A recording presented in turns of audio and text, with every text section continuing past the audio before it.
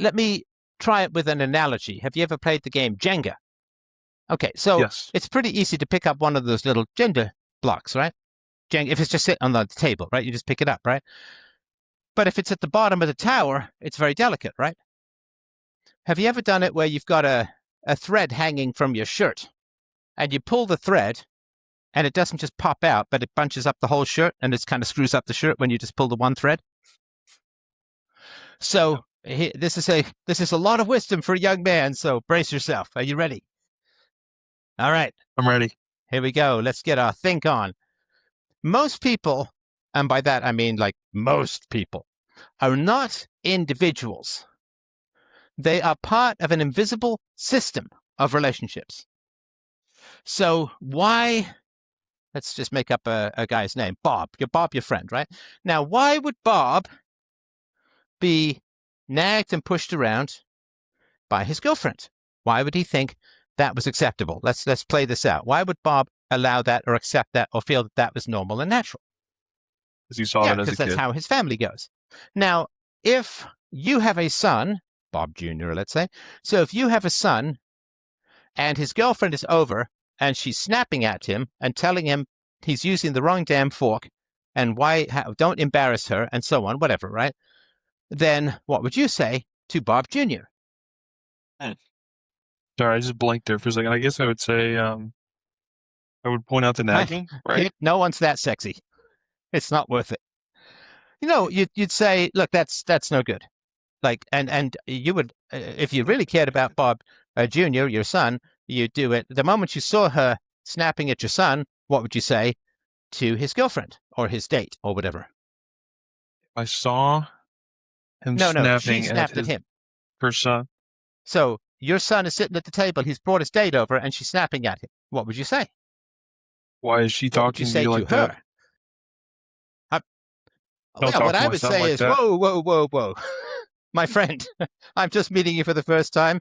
I'm sorry if this is what you learned in your family. We don't do it. We don't do it that way here. Yeah, we don't do it. Like we don't nag, we don't snap, right? We don't correct people in a harsh way. Like that's not how we do things. And I want to like you. I want to like my son dating you, but you can't talk to him like that. Like that's not acceptable. And trust me, if he talked to you like that, I would say the same thing to him. So, you are welcome at the dinner table. And, if things work out, you're welcome in the family.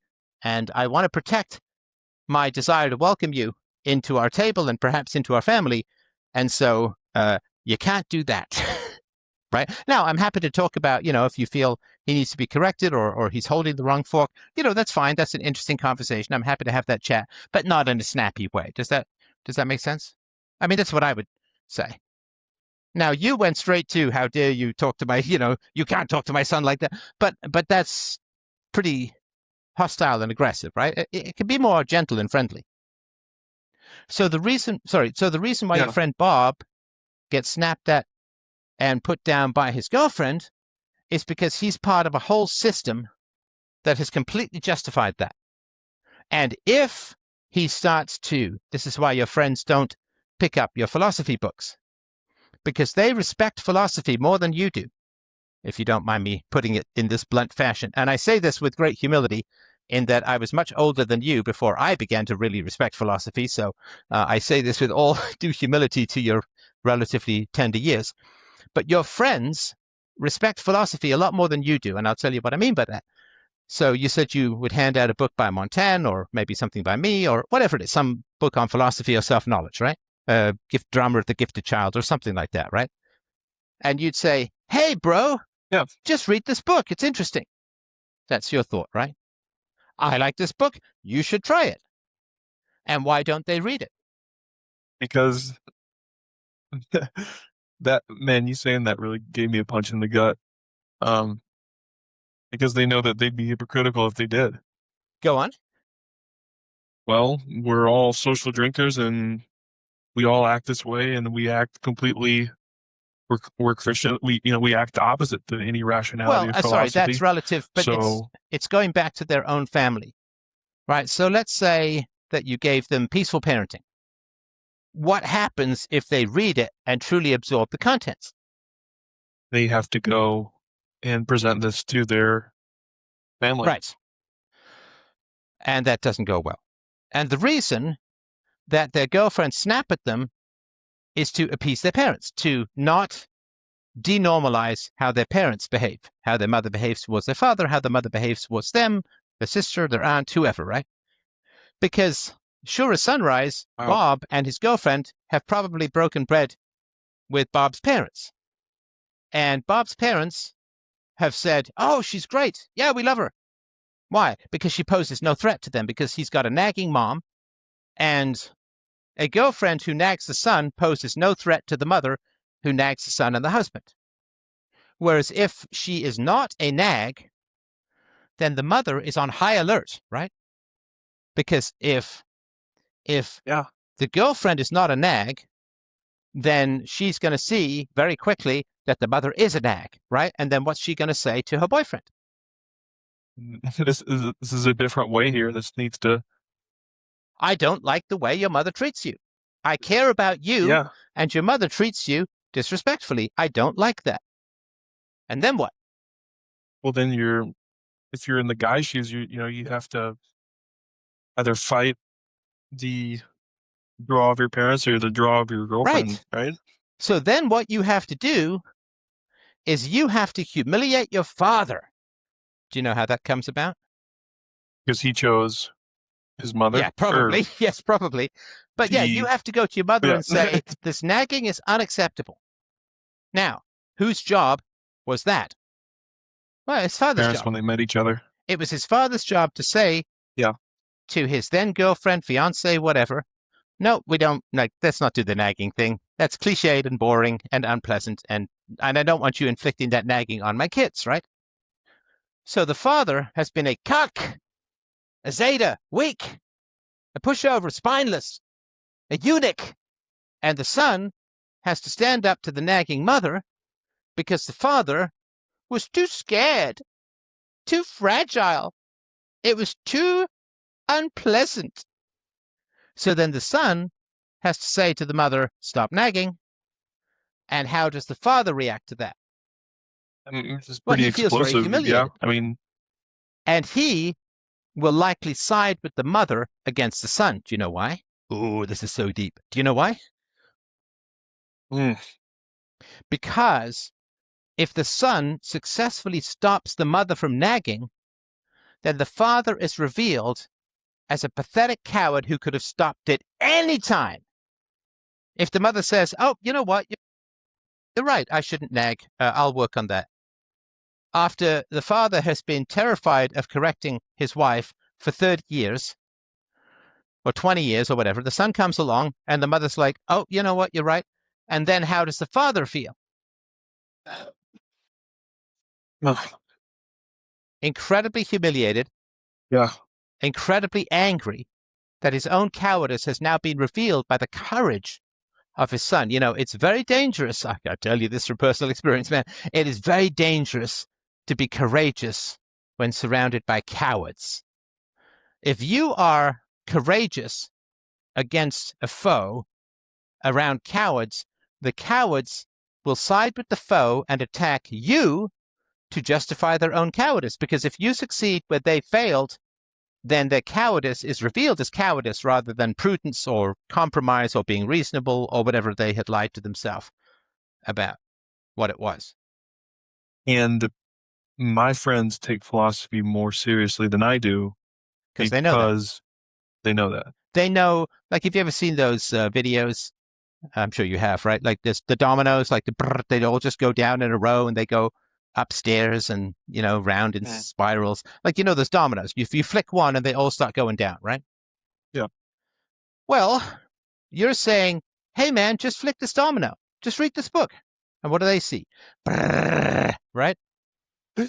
All the dominoes go down. And they're like, fuck no, give me a drink. So the reason why you have shied away from saying to your friend, your girlfriend's kind of bossy to you, she's kind of puts you down, right? Is because you instinctively sense that people are not individuals. They're part of an interlocking system. Like, that one piece at the bottom of Jenga. Like if you start Jenga, you're at the top, pretty easy, just pull the little stick out, right? But the bottom, people are very careful and very hesitant, right?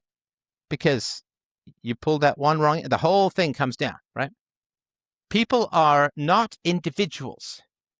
They are locked into systems of, I think of them like complicated machinery or dominoes or interlocking bricks or jigsaw puzzle pieces, right? It's really hard to take a single piece of the jigsaw puzzle out because it's kind of all together, right? But you are poking around at the base of very fragile structures. And if someone, what do we know about someone whose girlfriend is bitchy to him, nags him? Well, we know that that's what he's used to. We know that his father never taught him to not be nagged. We know that his mother nags him. And we know that if he tries to put a stop to the nagging in his own family, everyone's going to turn on him because they have to believe that the nagging can't be changed.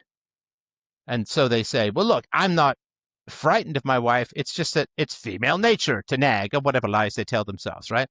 It's, it's like I don't get mad at gravity because gravity is an absolute and we have to adapt ourselves to absolutes, right? We don't try and wish them out. Like I don't jump off a high wall and say, oh, I believe I can fly, right? Because gravity is a very real fact. I don't want to hurt my ankles or whatever, right? So adjusting to facts is sanity. But cowering before merely human nagginess is cowardice. And so if somebody takes a stand against the mother's nagging, if the son takes a stand against the mother's nagging, the mother attacks him, the father attacks him, the sisters attack him because they're looking for the same kind of power over their future spouses and all that, right? Maybe there's a brother or two that might get behind him, but they usually pretty quickly take it out. But it's like pulling out that bottom gender block, the whole thing come crashing down on you, if that makes sense. Yeah, and I've been seeing them this entire time as not a system, but an individual person. I keep thinking, what do I owe to this particular person or these particular people in this friend group? But yeah, you think of them as individuals, like you just. But I mean, why is it that someone in a crime gang doesn't get killed? Because what happens if you kill someone who's in a crime gang, in the mafia or something? What happens? You get the whole gang after you. Right. Right. Because he's not an individual. He's part of a system. And if you don't deal with people as part of a system, what will happen is you'll end up blaming yourself for cowardice when what you have is rational prudence. Because you're saying, look, it's just one guy. It's just one conversation. Why would I be so nervous about having just one conversation with just one guy? Because he'll fight you tooth and nail. In other words, his entire system of interlocking relationships and power structures and dominance structures, they're all set up to replicate. And his concern, right, as a male, he wants to reproduce. Now, if let's say that in a tribe all the women nagged, what happened to the guy who wouldn't put up with nagging? He dies. Yeah, he dies off, right? The genes die out. So we put up with what the women put off so that they will put out. Anyway, so we put up with what the women hand out because, right, most 80% of women reproduce and only 40% of men. So we are trained to not deviate too much from what our mothers did because that's what all the women in the tribe would do. And so the fear, which is I think what your therapist was talking about, and which we all face, like I wrote about this in my first book, like that walk across the desert from the city of the dead to the small village somewhere out there beyond the dunes where there's some actual people. But, it's a pretty scary crossing because you can't see any oases and it's a hell of a lot of sand dunes that seem to be going off forever and on forever. So if we say, I am not going to put up with dysfunction, and given that almost all people throughout almost all of human history were very dysfunctional, if we say, hey, man, I'm not putting up with dysfunction, then the genuine fear is that we end up alone, we end up not reproducing.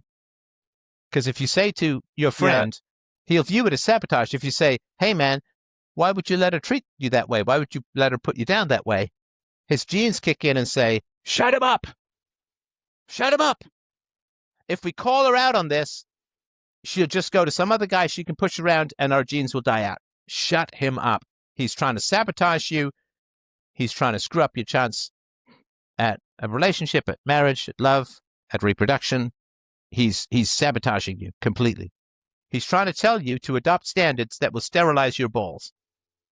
And looking at that system of people at least provides so much more clarity for me on like, okay, so I've defood and I couldn't even, convince my brother. What makes you think that I could do this with a completely different family and bring up these ideas? And if they know that you've defood and you say, hey, you should read this book that really influenced me, they were like, but I want to have a family.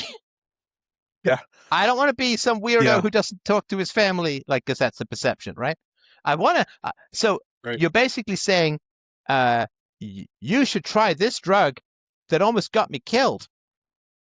You should read this book that cut me off from all parental support for the rest of my life. I don't get an inheritance.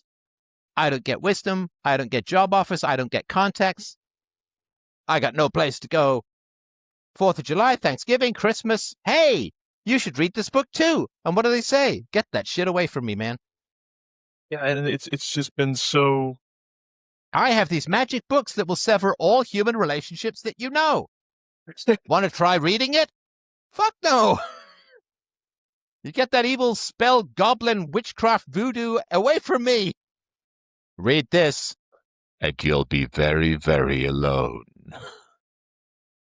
In that philosophy that I'm still working through the process through, it's really transformed my whole life. And I guess I wasn't having empathy for those people who see it on the other side and see how difficult it is, because it's really gone from my parents.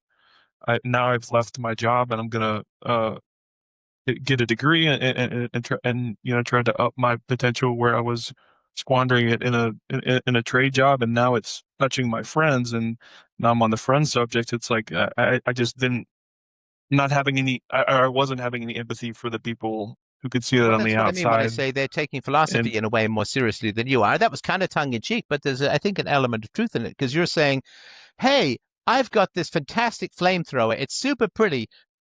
One side effect is that it will burn down every single relationship you have, but do you want to try it? And they're like, if it's going to set fire to my family house, I don't think I want to play with your fireworks.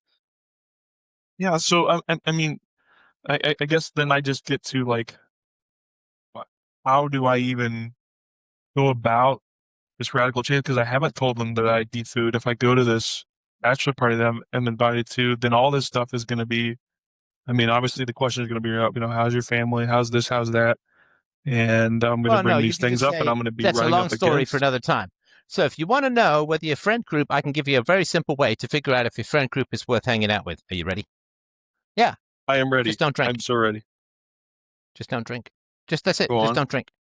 If they're getting together and they're all drinking and getting shit-faced, don't drink. I mean, you can bring some near beer, like some de-alcoholized beer or whatever, if you want to, at least have something in your hand, but just don't drink. Have a Diet Coke. Say, oh yeah, it's a rum and Coke or whatever. Don't drink and see what you see.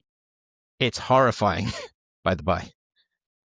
You just see people destroying their brains and getting retarded and thinking it's fun. It's repulsive. Like if you don't drink and you're around people who drink to excess, I mean, that's just you looking through the door of your garage, right? And you shouldn't drink, by the way. Yeah. Because you're the son of an alcoholic. So you can't drink.